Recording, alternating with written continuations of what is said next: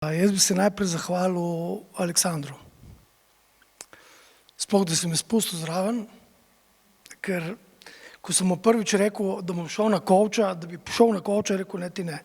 In me skoraj vrgel ven iz pisarne, tako da pol je pač trajalo neko prepričevanje, ampak I did it. In v bistvu so mi vse te tehnike, vse, kar sem se tle naučil, dalo ne samo, da mi je pomagalo, ampak mi je dalo tudi neko samozavest, da tudi v temu znam in zmorem. Predvsej pa, ko smo delali 1 na 1, ko smo delali razne vaje, tako, ker sem videl v nekaterih od vas in spremembe in neke emocije in tako naprej, to pomeni, bila samo meni potrditev, da sem na pravi poti. Tako še enkrat hvala lepa za to.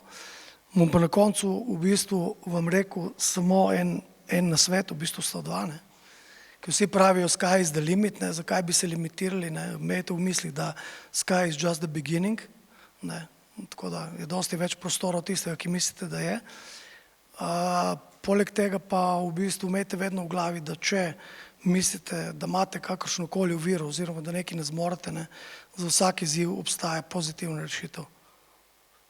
Prej ali slej pride. Tako da, evo, hvala lepa za vse, vsem.